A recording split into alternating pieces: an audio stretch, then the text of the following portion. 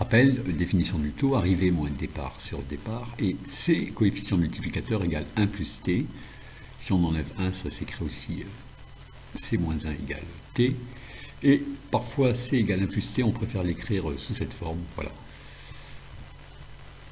C'est le cas où petit t s'écrit en pourcentage, grand T %.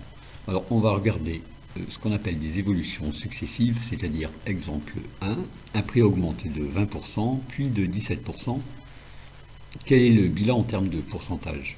Alors on a deux évolutions successives, effectivement. On a un départ ici, une arrivée.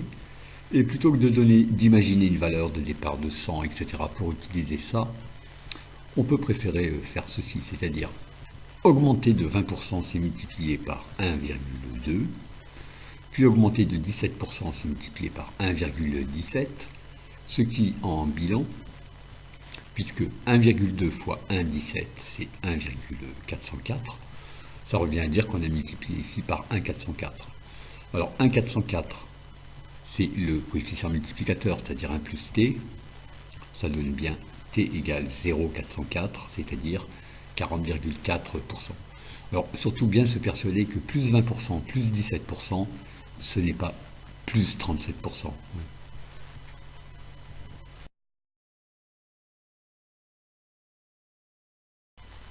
Exemple 2, un prix a diminué de 15%. Quel taux de hausse faudrait-il appliquer au nouveau prix pour revenir au prix initial?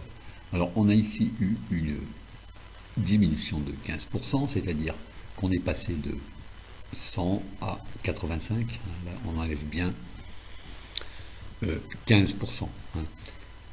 Alors, ce qui est demandé, c'est quel est le coefficient multiplicateur qui est ici, dans l'autre sens. Comment on peut passer du nouveau prix au prix initial.